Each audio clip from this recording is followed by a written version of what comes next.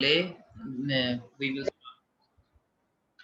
Okay, let's start the two different phases of composting. तो एक establishment phase है कि जिसमें हम चीज़ों को इकट्ठा करते हैं और उसको एस्टेब्लिश करते हैं, और उसके बाद हम उसको मैच्योरेशन फेज है जिसमें हम उसको मैच्योरिटी की तरफ लेके जाते हैं.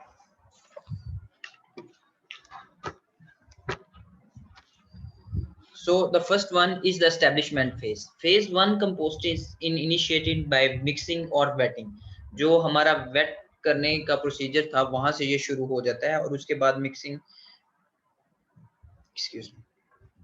मिक्सिंग के जो तमाम काम है वो हमारे फेज वन कंपोस्टिंग में आते हैं या एस्टेब्लिशमेंट फेज में आते हैं. हम उनको क्या करते हैं कि एक जो रेक्टेंगुलर पाइल है या जो हमारे पास जो भी मेथड हम यूज कर रहे हैं उसके मुताबिक उसमें मिक्स करना, उसको इंग्रेडिएंट्स को स्टैक करना, ये तमाम काम हमारे पास एस्टेब्लिशमेंट फेज में आते हैं.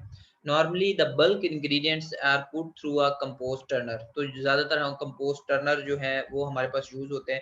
कंपोस्ट टर्नर से मुराद हमारे पास हमारे मुल्क में इससे मिलता जुलती जो चीज़ है वो त्रेंगल, जिसे हम चीज़ें वो एक दूसरे से आगे पीछे. तो कंपोस्ट टर्नर उस तरह की चीज़ें बड़ी हो सकती हैं और वो उसको हेल्प आउट करती हैं चीज़ों को मिक्स करने में.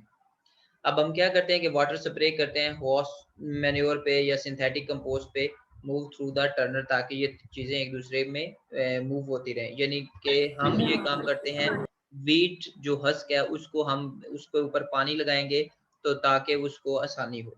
Then we supply nitrogen supplements and gypsum are spread over the top of the bulk ingredients and are thoroughly mixed by the turner. तो नाइट्रोजन के सप्लीमेंट्स जो हैं जैसे हमने यूरिया या जो अदर हमारे पास चीज़ें थी वो ऐड की हैं, तो वो हमें नाइट्रोजन सोर्स दे रही हैं. जिप्सम में ऐड करते हैं, इनको हम मिक्स करने के लिए भी टर्नर को यूज़ करते हैं. या हमारे पास जो हम पंजाबी मैंने जैसे आपको पहले बताया कि त्रिंगल यूज़ होती है, तो उसी से मिलती जुलती चीज़ें हम यूज़ करके हम कस्सी को यूज़ कर सकते हैं. तो इसके अलावा हम मशीनरी को यूज़ कर सकते हैं मिक्स करने के लिए.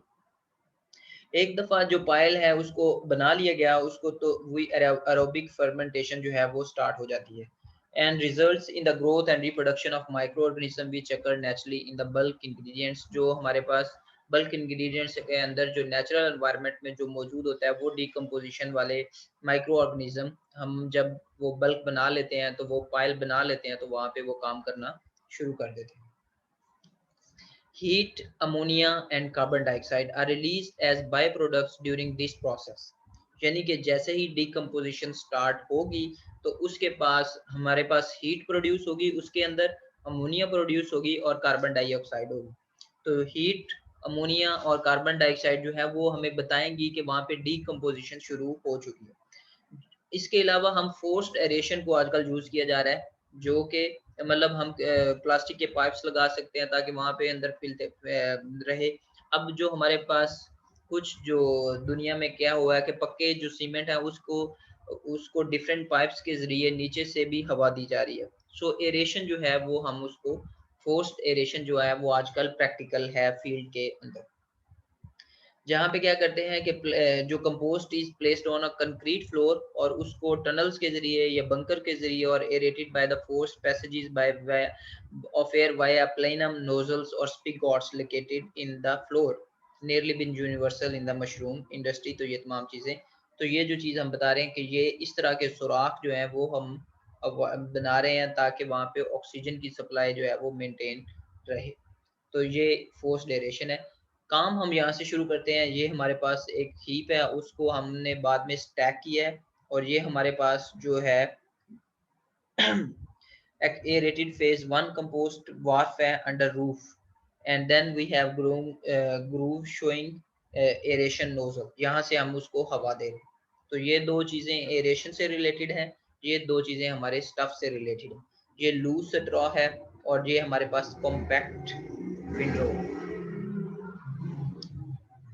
अगेन हम इस चीज को कंटिन्यू करेंगे कि मशरूम जो है वो develop as the chemical nature of the raw ingredients and is converted by the activity of the microorganisms heat and some heat releasing chemical reaction.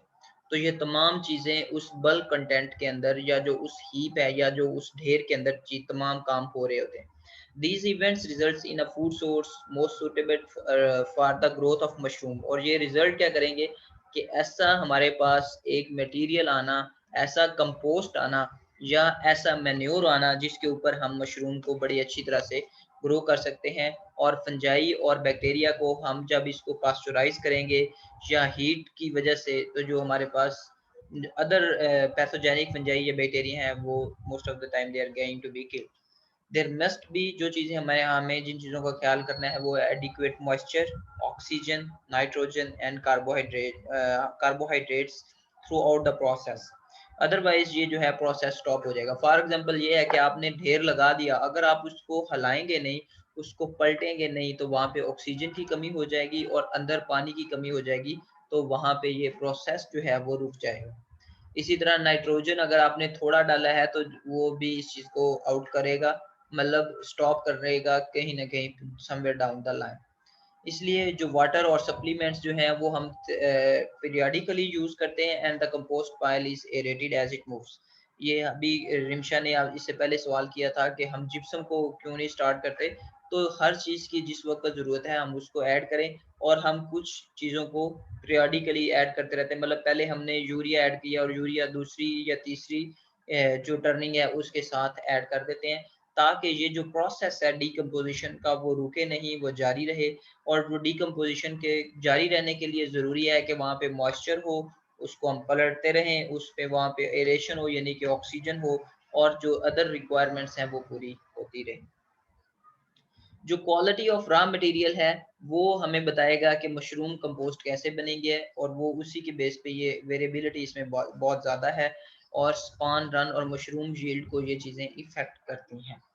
अगर हम geographical source of wheat cetera variety, ये तमाम चीज़ें भी जो हैं वो हमारे पास अल्टीमेटली कंपोस्ट प्रोडक्टिविटी को इम्पैक्ट करती हैं, और उसकी बेस पे मशरूम की प्रोडक्टिविटी को इम्पैक्ट करती हैं। अगर हम वीट सेट्रा को हमने इस्तेमाल करना है तो it should be stored under cover to minimize growth of unwanted, यानी कि वीट सेट्रा या जो भी हमारा इनिशियल मटेरियल है उसमें हमने डेट्रीमेंटल फंजाई और जो बैक्टीरिया हैं उनको ख़त्म करना है। पहले आप उसको ऐसी जगह स्टोर करें जहाँ पे बीमारी या ऐसे बैक्टीरिया और फंजाई मौजूद ना हो, और दूसरा उसको जब वो हम प्रोसेस से गुजार रहे हैं तो वो उसमें कोई हमें प्रॉब्लम ना आए। जिप्सम क्यों ऐड करते हैं? It is minimize the greasiness compost normally tends to have. ठीक है, कंपोस्ट के अंदर जब हम उसको पानी डालते हैं तो उसके अंदर ग्रीसीनेस आ जाएगी आफ्टर फ्यू डेज, तो उस चीज को खत्म करने के लिए हम जिप्सम ऐड करते हैं। It increases the flocculation of certain chemicals in the compost. Flocculation क्या होता है कि ये जोड़ के रखना, लेकिन ये जोड़ना चिपकना नहीं है, ये जोड़ना मतलब पत्तों को यानी कि तिनकों को एक दूसरे से जोड़ना है, ताकि वो इस तरह से जुड़ा रहे कि थोड़े थोड़े छोटे छोटे फ्लॉक्स बन जाए, और ये स्ट्रास जो है वो एक दूसरे के साथ अडहेयर करेंगे, और जो पोर्स हैं मतलब उसमें एरेशन जो है वो भी मौजूद रहेगी और वो साथ जुड़े भी रहेंगे। साइड बेनिफिट इसका क्या होगा कि air can penetrate the pile more readily, क्योंकि वो यानी कि जहां जहां पे जिप्सम मौजूद होगी वहां वहां पे जो स्ट्रा है वो एक दूसरे से मिले होंगे, जहां पे नहीं होगी तो वो एयर वेज जो है वो बन जाएंगे, और एयर जो है वो पाइल्स में मोर रैपिडली मूव करती रहेगी, and air is essential to the composting process. और जो हमारे पास इसकी ज़रूरत है ऑक्सीजन की, ताकि जो बैक्टीरिया और फंजाई जो माइक्रो ऑर्गेनिजम्स जो एक्टिव होते हैं, एरोबिक बैक्टीरिया और जिनको ऑक्सीजन चाहिए, वो मर न जाए in the absence of oxygen, और हमारा जो प्रोसेस है वो खत्म ना हो जाए। The exclusion of air results in an airless or anaerobic environment in which deleterious chemical compounds, और anaerobic का प्रॉब्लम ये होता है कि नॉन यानी कि other chemical compounds which are toxic to the health, वो हमारी हेल्थ और also the health of bacteria और फॉर द मशरूम्स, उन चीज़ों को हम जो है वो अवॉइड कर सकते हैं। which detract from the selectivity of mushroom compost for growing mushroom. Gypsum जो है वो ऐड करते हैं outside of the composting at 40 pounds per ton of dry ingredients। ये हमें कितना ऐड करना है ये उसकी composition है। अगेन दोबारा से कि जिप्सम जो है वो हम लेट भी ऐड करते हैं थोड़ा सा, क्योंकि ये फ्लोक्यूलेशन में हमें हेल्प करती है, जबकि बाकी चीज़ें जो हैं वो फ्लोक्यूलेशन की ज़रूरत हमें पड़ती है जब प्रॉपर एरेशन, यानी कि पहली दफ़ा जब हमने एक काम स्टार्ट करना है तो उस वक़्त वो फ्रेश होंगे तो तिनकों के अंदर स्पेस होगी, वो आपस में एक दूसरे को ऑलरेडी उसकी जो जिप्सम ने काम करना है वो उसमें मौजूद होगा। कुछ अरसे के बाद वो आपस में मिलना शुरू हो जाएंगे या इस तरह से ग्रीसीनेस हो जाएगी कि वो बिल्कुल चिपक जाएंगे। तमाम अगर चिपक जाए it is not good. So gypsum उस ग्रीसीनेस को मिनिमाइज करेगी लेकिन फ्लॉक्यूलेशन को हमें हेल्प आउट करेगी। उसके बाद जो नाइट्रोजन सप्लीमेंट्स है वो हम यूज करते हैं जैसे कि distilled grain, seed meal, soybean, peanuts, cotton, chicken manure, ये तमाम चीजें नाइट्रोजन सप्लीमेंट्स के तौर पे, यूरिया भी हम यूज करते हैं। तो these all the kind of things which are used for the nitrogen. The purpose is to increase the nitrogen content to 1.5% or 1.7%, both computed on dry weight basis. तो हमने 1.5 या 1.7 तक बढ़ाना है। ये क्यों बढ़ाना है? क्योंकि it is a requirement for the composting. और बढ़ाने के बाद जब तक ये खत्म नहीं होगी, मतलब जब 1 से ऊपर हो तो हम इसको स्मेल कर सकते हैं नाइट्रोजन को। अगर ये 0.7 से नीचे होगी तो it is good for the spawning of the mushroom. So हमें पहले इसको बढ़ाना है और बाद में इसको कम करना है। So synthetic compost जो है वो requires the addition of ammonium nitrate or urea at the outset of the composting to provide the compost microflora with a readily available form of nitrogen for their growth and reproduction। ये synthetic के बारे में आ गया। अब हमने जब इसको establish करना है, एस्टेब्लिशमेंट फेज के दौरान तो हमें उसको प्रॉपर टर्न करता रहना है और वाटरिंग जो है वो देनी है। Turning and watering are done at approximately 2 to 3 days. आप इसको 3 डेज इंटरवल कर लें। एंड लेकिन जो pile is hot but not unless the pile is hot, यानी कि उसका टेम्परेचर जो है वो बढ़ जाए। जब बढ़ जाएगा तो इसका मतलब है कि उसमें प्रोसीजर हो रहा है, कुछ ना कुछ वहां पे गर्मी बढ़ रही है, इसका मतलब है कि अंदर डिकम्पोजिशन हो रही है। अगर डिकम्पोजिशन नहीं हो रही तो आप इसको थोड़ा सा एक्सटेंड भी कर सकते हैं। Turning provides the opportunity to water, aerate and mix the ingredients. जो टर्निंग है वो हमें क्या कर रही है, हेल्प आउट किस में कर रही है कि वाटर में, एरेशन में और मिक्सिंग में, और रिलोकेट द स्ट्रॉ और hay from a cooler to a warmer area in the pipe. ये तमाम कामों में हमें जो है वो टर्निंग हेल्प आउट कर रही है। अब मैं अगर क्वेश्चन करूं आपसे पेपर के अंदर के what is the benefit of turning, तो ये चीजें आपको वहां पे लिखनी है। ये चीजें आप पेपर्स में जब आम लोगों से पूछी जाती हैं तो आप उस वक्त लिखते नहीं है। तो इट्स वेरी इजी कॉन्सेप्ट के वाटर में, एरेशन में, मिक्सिंग में और इंग्रेडिएंट्स और जो मूवमेंट ऑफ द स्ट्रॉ है उसमें ये हमें हेल्प आउट कर रहे हैं। जो other supplements हैं which are also added when the compost is done, but they should be added early in the composting process. The number of turnings and the time between turnings depends on the condition of the starting material. कितनी होनी चाहिए turning या time कितना होना, ये आपके material पे depend करेगा और ये कम भी हो सकती हैं, ज़्यादा भी हो सकती हैं। और इसकी वजह से and the time necessary for the compost to heat to temperature is about 145। तो ये तमाम चीज़ें इसलिए ज़रूरी हैं कि जब आप यूज़ करें वीट हस्क को या जो भी चीज़ है, एक तो वो अच्छी क्वालिटी को हो तो वो हमारे लिए हेल्पफुल होगा, आपके लिए हेल्पफुल होगा इस चीज़ को जल्दी ख़त्म करने में। Water addition is critical. Water addition is critical since too much will exclude oxygen. ठीक है। अब पानी की कितना होना चाहिए इसकी भी एक रिक्वायरमेंट है कि अगर बहुत ज्यादा लगा देंगे तो वो ऑक्सीजन की कमी हो जाएगी, और अगर बहुत थोड़ा लगाएंगे तो बैक्टीरिया और फंजाई के जो है वो ग्रोथ जो है वो कम हो जाएगी। एज अ जनरल रूल आपने क्या करना है कि जब आपने शुरू में पाइल बनाना है उस वक्त आप पानी बहुत ज्यादा लगाएं, और उसके बाद जब आप टर्निंग करें तो उतना लगाएं, बहुत थोड़ा लगाएं या ना भी लगाएं, या उतना लगाएं जितनी जरूरत है। लेकिन जब आप लास्ट टर्निंग दें बिफोर द फेज 2 कंपोस्टिंग, उस वक्त आपने दोबारा से फिर पानी अच्छी तरह लगाना है ताकि पानी जो है वो नुचड़े उनसे, और वो नुचड़ रहा होगा तो it will help out.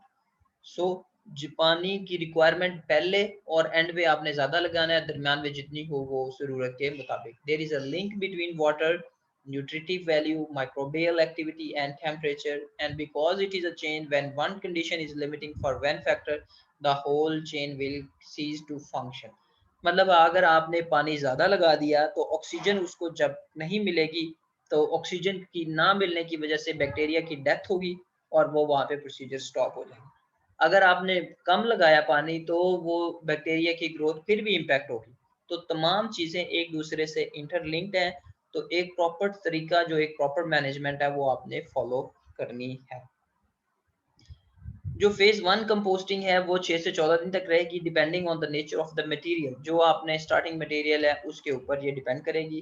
There is a strong ammonia odour associated with the composting. Ammonia जब हमारे पास शुरू में जब हम करेंगे तो एक अमोनिया की ऑर्डर आ रही है, which is usually complemented by a sweet mouldy smell. जो इसकी खुशबू जो है वो आप महसूस कर सकते हैं।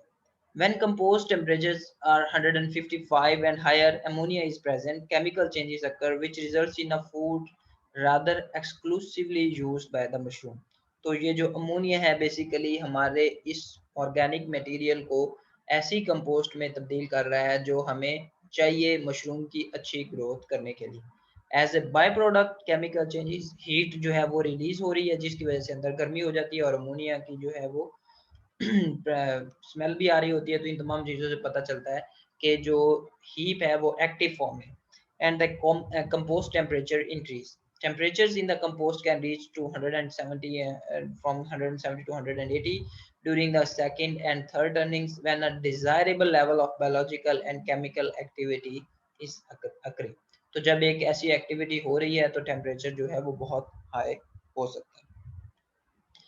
स्टैब्लिशमेंट फेज के खत्म होने पे हमने कैसे पता चलेगा? एक तो उसका जो चॉकलेट ब्राउन कलर हो जाएगा, जो भी हमारे पास ब्राउन हस्क है या ग्रीन में जो चिकन का जो हमारे पास चीजें हैं या जो हमारे पास एंड प्रोडक्ट है हॉर्स का मैन्योर है, तो चॉकलेट ब्राउन कलर हो जाएगा और सॉफ्ट प्लायबल स्ट्रॉस हो जाएंगे। जो स्ट्रॉस है वो प्लायबल हो जाएंगे, सॉफ्ट हो जाएंगे और मॉइस्चर कंटेंट उसका 75% के राउंड अबाउट होना चाहिए।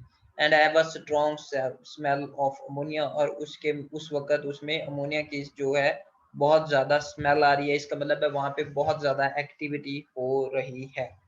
सो फेज 1 के एंड पे हमारे पास कलर और softness of the straws, moisture और अमोनिया की जो स्मेल है, दैट विल टेल अस कि where we are. When the moisture, temperature, color and order described have been reached, phase 1 composting is completed। तो इसका मतलब है कि हमने अपना जो कंपोस्टिंग का स्टैब्लिशमेंट का प्रोसीजर है वो कर लिया है कि अमोनिया की स्मेल तक अगर हम पहुंच गए हैं, इसका मतलब है कि हमारा वो जो हीप है वो एस्टेब्लिश हो गया। अब हमने इसको करना है मैच्योर, या हम इसको फाइनलाइज करना है या इसको हार्वेस्ट करना है। इसको मैचुरेशन फेज कहते हैं, इसको हार्वेस्टिंग फेज भी कहते हैं कंपोस्टिंग की, नॉट द मशरूम की। इट इज द, और इसको फाइनलाइजिंग फेज भी कहते हैं, सो इसको फेज 2 भी कहते हैं। There are two major phases to phase 2 composting. Number one is pasteurization। Pasteurization में हम क्या करेंगे? Necessary to kill any insects, nematodes, pests or other pests that may be present in the compost। तो हमने वो unnecessary जो material जो biotic जो बायोटा है उसको हमने किल करना है। And second is necessary to condition the compost and remove the ammonia, और हमने उसकी कंडीशनिंग करनी है, जैसे कि हम कंडीशनिंग लगाते हैं अपने बालों में भी, तो इसी तरह कंडीशनिंग करनी है कंपोस्ट की and remove the ammonia that form during phase 1 composting. और अमोनिया फेज 1 के रिजल्ट में जो अमोनिया प्रोड्यूस हुई है उसको हमने रिमूव करना है। Ammonia at the end of the phase 2 is in a concentration higher than 0.07% is inhibitory to the mushroom spawn growth। अगर हमारे पास 0.07% से अमोनिया ज़्यादा हुई तो स्पान की जो ग्रोथ है वो इम्पैक्ट होगी। That it thus it must be removed and generally a person can smell ammonia when the concentration is above 0.1। तो जब हम इसको स्मेल कर सकते हैं इट मीन्स above 0.1, और जिस वक्त ये एक्टिव फॉर्म में होएगी तो ये इसकी कंसंट्रेशन 0.15 तक हमें रिक्वायर्ड होती है, 0.15 0.17। तो आहिस्ता आहिस्ता ये कम होती जाएगी हम जब इसको ओपन करेंगे मैचुरेशन फेज के अंदर, और हमें इसको 0.07 तक लेके जाना है मशरूम की स्पॉन की अच्छी ग्रोथ के लिए। फेज 2 जो है वो takes place in one of 3 places. अच्छा, इसके आगे हमारे पास जो होता है वुडन ट्रेज में कर सकते हैं, बेड और शेल्फ सिस्टम है, बल्क सिस्टम है। अब बल्क सिस्टम ने है, हमने उसको एक्चुअली पास्चुराइज करना है। तो पास्चुराइजेशन के लिए जो भी चीजें हम यूज करेंगे वही वाला तरीका हम यूज करें, जैसे कि वुडन ट्रेज यूज कर सकते हैं। इसमें हम क्या करेंगे, ट्रेज को एक दूसरे के ऊपर स्टॉक करेंगे और उनको एनवायरमेंटली कंट्रोल फेज 2 रूम में रखेंगे, और वहाँ पे जो design to provide the optimum environment for each step वो हमारे पास चलेगा।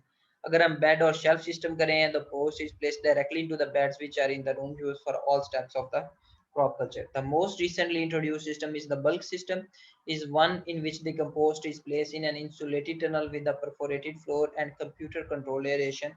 This is a room specifically designed for. तो हमारे पास अब different kinds of, यानी कि जिसके पास जितना अच्छा सिस्टम होगा वो उतना बेहतर इस प्रोसीजर को कर सकता है। इस प्रोसीजर में हमने करना क्या है बेसिकली कि हमने अमोनिया की जो है उसको खत्म करना है और कंडीशनिंग करनी है अपने स्ट्रा की। ये हमारे पास वो टनल्स हैं यूज टू पास्चराइज, जहाँ पे आप पास्चराइज करते हैं and condition compost for mushroom production. Left is the filling machine in front of the close tunnel. ये क्लोज टनल के बाहर जो है वो फिलिंग मशीन है और ओपन टनल में रेडी फॉर फिलिंग, जिसमें हम फिलिंग करनी है। कंपोस्ट हम जिस भी तरीके से करें should be filled uniformly in depth and density, और कंप्रेशन उसकी यूनिफॉर्मिटी होने चाहिए। शुड अलाउ फॉर उसमें गैशियस एक्सचेंज होता रहे, since ammonia and carbon dioxide will be replaced by outside air, जब तक के उसमें से अमोनिया और कार्बन डाइऑक्साइड जो कि टॉक्सिक हैं वो रिमूव ना हो जाए। Phase 2 can be viewed as a controlled temperature dependent ecological process. ये कंट्रोल्ड है, टेम्परेचर डिपेंडेंट है, इकोलॉजिकल है, using air to maintain the compost in a temperature range best suited for microorganisms to grow and reproduce। और हम इसमें जो best temperature range जो है वो सूटेबल है इन तमाम कामों के लिए। The growth is thermophilic, depends on the availability of usable carbohydrates and nitrogen। Some of the nitrogen in the form of ammonia, कुछ जो है वो फॉर्म ऑफ अमोनिया में होती है। These produce nutrients or serve as a nutrient in the compost on which the mushroom mycelium thrives and other organisms do not, जिसके ऊपर mushroom जो है वो हमें ग्रो करेगा। Completing phase 2 in tunnels has becoming more popular, क्योंकि अब tunnel composting आ रही है। इसका एडवांटेज क्या है कि मोर कंपोस्ट को हम कर सकते हैं, और इसके साथ क्योंकि अब मशीनरी का दौर है, एक साइड पे हम टनल को यानी कि कर रहे होंगे, दूसरी साइड पे हम जो हमारा स्पॉन है उसको हम, जैसे कि स्पॉन रन है वो बल्क में हो रहा है, तो ये जैसे ही कंप्लीट होगा स्पॉन रन को हम मिक्स करेंगे तो बड़े लेवल पे ये काम हो रहा होगा। तो इसमें हमें जो चीज़ को अवॉइड करना है वो रिस्क ऑफ इन्फेस्टेशन है, कि जब हम पास्चुराइजेशन से स्पॉनिंग की तरफ लेके जाएं तो इन्फेस्टेशन ना हो, इस चीज़ का ख्याल रखना है। हायर लेवल्स ऑफ सैनिटेशन में भी रिक्वायर्ड, तो इस काम के लिए हमें हायर लेवल ऑफ सैनिटेशन चाहिए होगी। It is important to remember the purpose of phase 2 when trying to determine the proper procedure and sequence to follow. One purpose is to remove unwanted ammonia, or the second is to remove any pest। तो ये दोनों purpose आप ज़हन में रखेंगे और उसके मुताबिक आपने एक्ट करना है। At the end of the phase 2, the compost temperature must be lowered to approximately 75 to 80। फिर हमने उसको कम टेम्परेचर तक लेके आना है। So उसके क्या है कि the nitrogen content should be 2 to 2.4% and the moisture, वो वहाँ पे हम अमोनिया की बात कर रहे थे, यहाँ पे हम नाइट्रोजन की बात कर रहे हैं। ओवरऑल जो नाइट्रोजन कंटेंट है वो 2 से 2.4% एंड मॉइस्चर कंटेंट जो है वो 70% के राउंड अबाउट होना चाहिए। At the end of phase 2 it is desirable to have 6 to 8 pounds of dry compost per square foot of bed or tray to obtain profitable। तो इतना हमारे जो हमारा वेस्ट मटेरियल था उसमें से 6 से 8 पाउंड ड्राई कंपोस्ट हमें मिलेगी, पर तो ये हमारे लिए इकोनॉमिकल होगा। इसलिए it is important to have both the compost and the compost temperature uniform during, since it is desirable to have as homogeneous material as possible. तो जितना हमारे पास होमोजेनिसिटी होगी उतना ये हमारे लिए अच्छा है। सो दैट्स ऑल, ये आज के हमारे इस के लेक्चर्स हो गए। So you have any question please go ahead.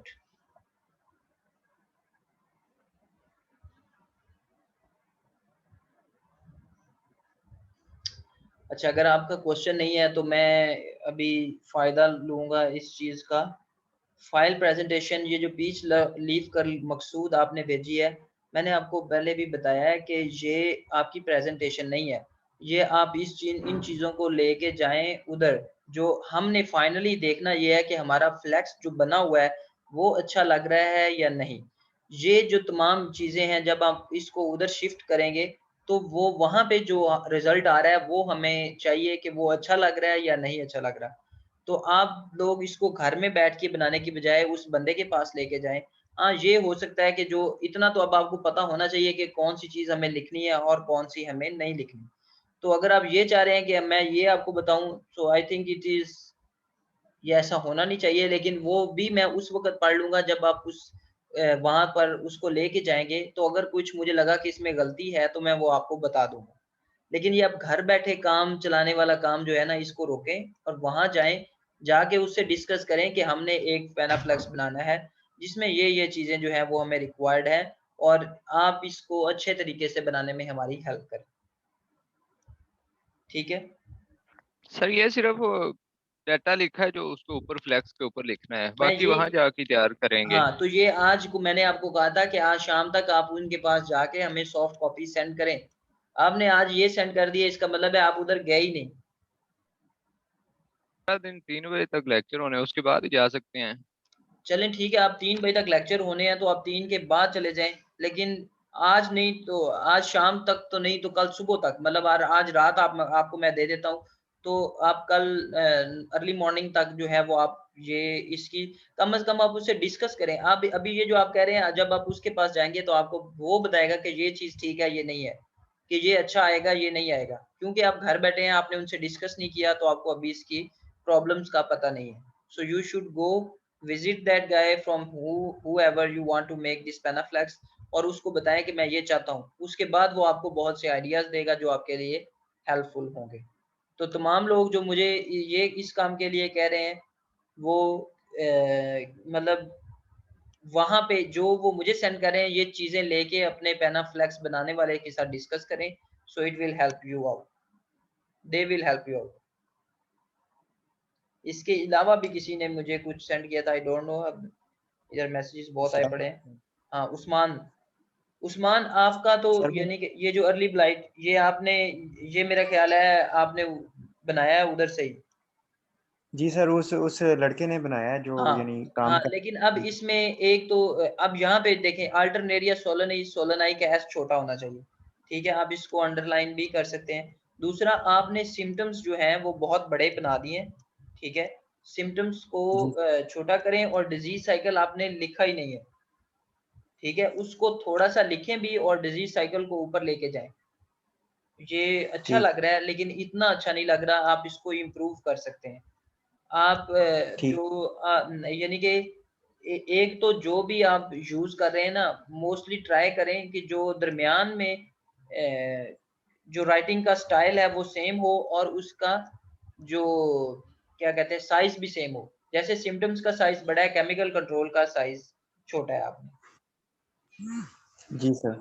तो ये आपने इसको फाइनलाइज़ करनी है और ये जो आपका डिज़ीज़ साइकिल है अगेन, ये भी इसको भी आप बढ़ाएँ। आर्टनेरिया सोलानी का ये डिज़ीज़ साइकिल ये मैंने आपको बनाया है, ये दिया था, ये कहीं और से आपने लिया है? सर जो आपने दिया था वो ज़्यादा ब्लर था, यानी जब इसके ऊपर वो पेस्ट करते थे ना तो ज़्यादा ब्लर हो जाता था। इसकी तो वजह से वो आप उसको हेल्प उससे पूछें कि यार अगर वो हेल्प आउट करे, वो खुद उसको ड्रा करे, वो मेबी थोड़े से पैसे आपसे ज़्यादा ले, लेकिन कलर्ड अगर आ जाए तो it will be much better. लेकिन ये कोई नेसेसरी रिक्वायरमेंट नहीं है, लेकिन ये जिस तरह आपने बना दिया है, ये इतना अच्छा नहीं लग रहा। मतलब सिम्पटम्स की फ़ोटो ऊपर डाल दी है, डिज़ीज़ साइकिल के नीचे डाल दी है, मतलब इसमें कोई सिमेट्री नहीं है। तो आप इसको सिमेट्री की तरफ लेके जाएँ और वो जो पैनाफ्लेक्स वाला है उसको कहें कि इसमें आपकी क्या कारीगरी है, ये तो मैं खुद घर बैठ के बना सकता था। आपने इस पे क्या मेहनत की है कि जिसके हम आपको पैसे दें। सर वो इस तरह था कि वो जगह खाली थी तो उसके उसके ऊपर पेस्ट कर हाँ, दिया वो जो था। हाँ, मैं ये कह रहा हूँ कि उसको खाली को नहीं फिक्स करना, हमने इसको दरमियान में लेके आना है ताकि ये बना हुआ खूबसूरत लगे और ये नहीं है कि खाने फिल करने हैं। आपने इसको यानी कि बनाना ही इस नज़रिए के साथ है कि इसकी एक प्रॉपर फॉर एग्ज़ाम्पल ये दरमियान में आए, दोनों पिक्चर्स अगर दरमियान में आ जाएँ और उसके नीचे आपने लेबल भी करना है कि ये पिक्चर किस चीज़ की है और ठीक डिज़ीज़ सर। साइकिल के नीचे डिज़ीज़ साइकिल भी लिखें। तो ये नहीं है कि इस तरह बस आप हैप-हैज़ार्ड एक चीज़ उधर, एक उधर, या ऐसा नहीं होना चाहिए क्योंकि ये आप प्रेज़ेंट कर रहे हैं, तो बंदा जो देखे जी उसको पता चले कि इसमें कौन-सी चीज़ क्या है। ठीक सर। ठीक है? Thank you.